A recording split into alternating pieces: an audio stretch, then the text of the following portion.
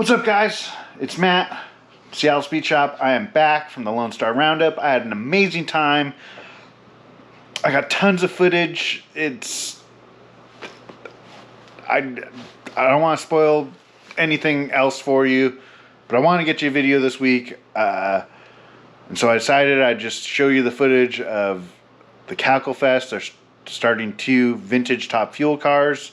There's an announcer with some talking a little bit about them. It's really interesting and something easy for me to get out while I take the time to sift through all the other footage and get you guys a really good video put together.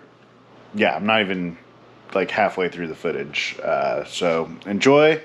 This footage is from Saturday at the Lone Star Roundup, and again, it's some Top Fuel cars, a 392 and a 426 Hemi, starting up on nitro, so it's pretty good. Horsepower. Compared to today's cars, we run a little bitty magneto. They run 2 44 amp magnetos. We run a 6 amp. That was what it was. That's all they had back in the day.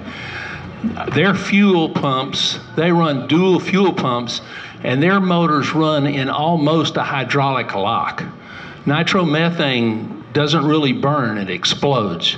You can take nitromethane and put it on the ground in front of you and throw a match on it, nothing will happen. You can take nitromethane, pour it on the ground in front of you, and hit it with a hammer, and you've ruined a good hammer.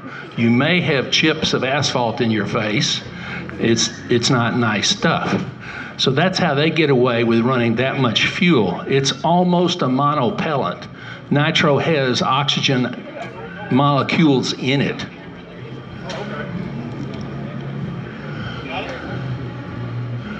They run gallons and gallons when they make a quarter-mile pass. These cars, probably in a quarter-mile pass, might have burned 3 gallons or so. Both of these cars, as I said earlier, are the original chassis. This car is originally as raced, with the exception of the fuel tank is a bigger fuel tank, so he can cackle it, so he can run more if he wants to, or if he's doing push starts at a drag strip. We still go to drag strips and do push starts if we're invited to that, but we do not run them for the quarter. We've driven them down the quarter, but this tubing is almost as old as I am, and it could be rusty and hinky kinky. So we don't want to go 200 in one today. How fast will they go?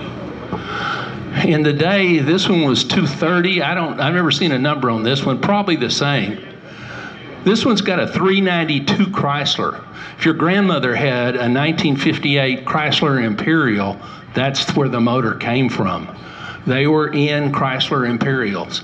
The drag racers figured that out, and Chrysler Imperial's value in the salvage yard got real big. This one has a second generation Hemi in it. That's what's referred to as a first generation Hemi. Then in 1964, Chrysler was getting outrun by some of the Blue Oval stuff.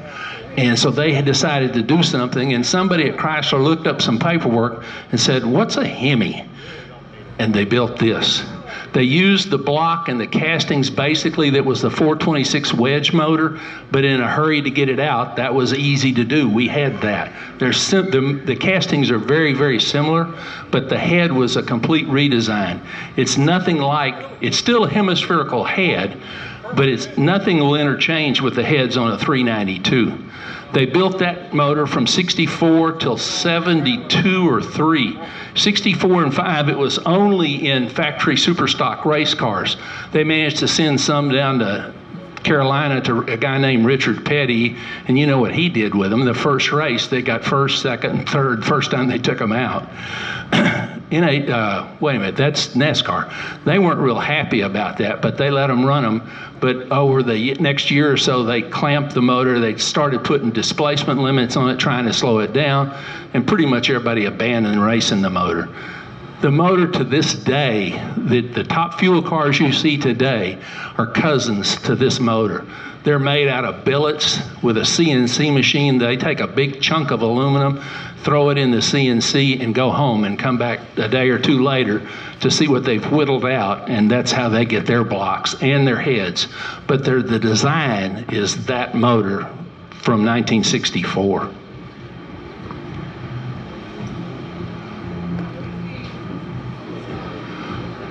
I don't recognize the song, but I still hear it. 12:15. I got to watch, but I got to hear the band get quiet. Fired up. All right, I'll start the easy way. If you saw me on the earlier with a wrench turning the motor over backwards, that's called backing it down. You do that to get any nitro that's in the cylinders out, because when you compress nitro, remember the hammer story, it can go off sometimes. You don't want that to happen unexpectedly. So you turn the motor over backwards, and that will purge the cylinder for nitro. It opens the exhaust valve, and so it'll run down in the headers. The headers all have weep holes in the bottom of them, so it'll let the nitro run out.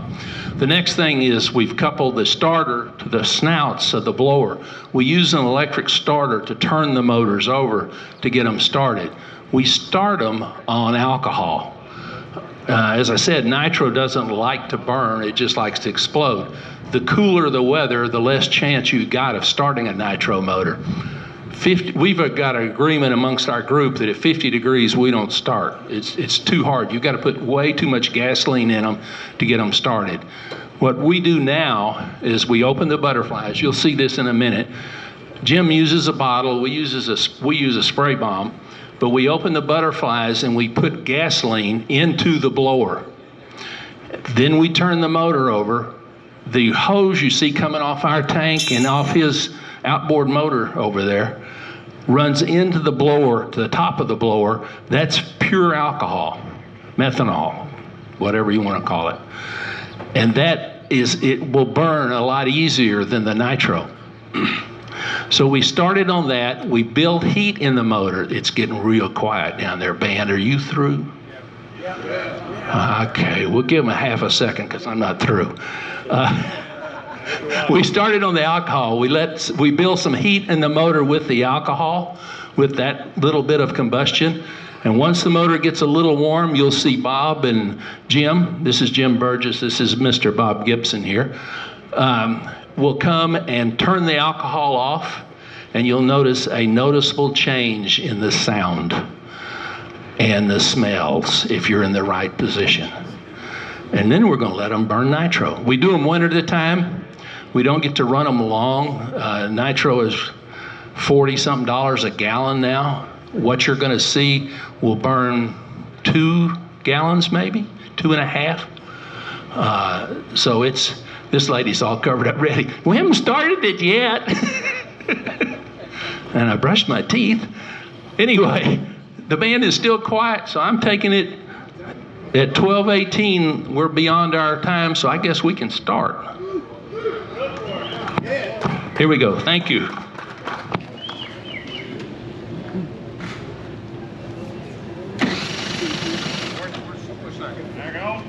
Yes, sir.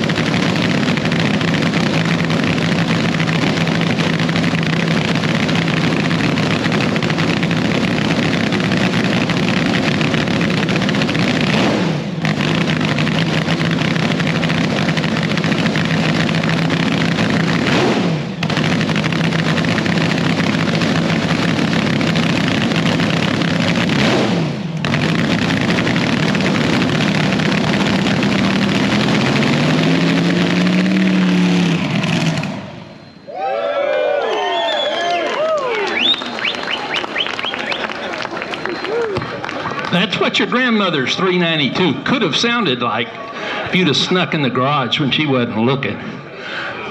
Now we're going to start a 426. What Jim's doing is what I was telling you about backing it down. It takes the nitro out of the cylinders.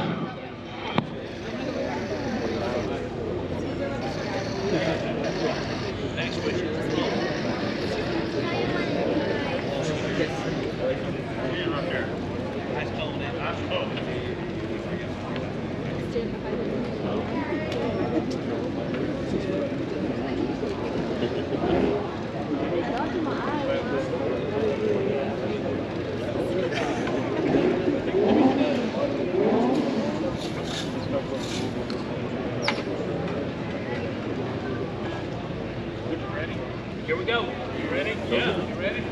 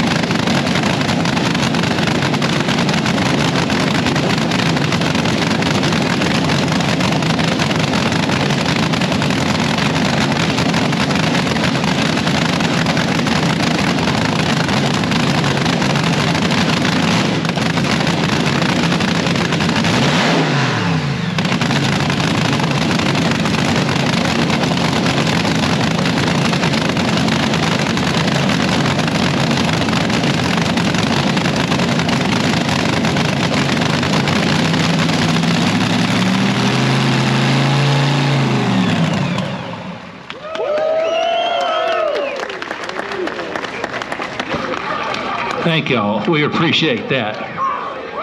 The last thing Bob did, and Jim did too, was put a little alcohol in the front of the injectors, so that goes in and lubricates the blower.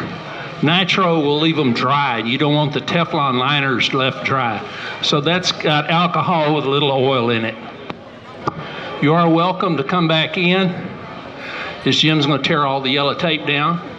He didn't know he's going to have to put it back up. Thank you. See how it gets cold right there and it starts sweating like that? That's loud in there.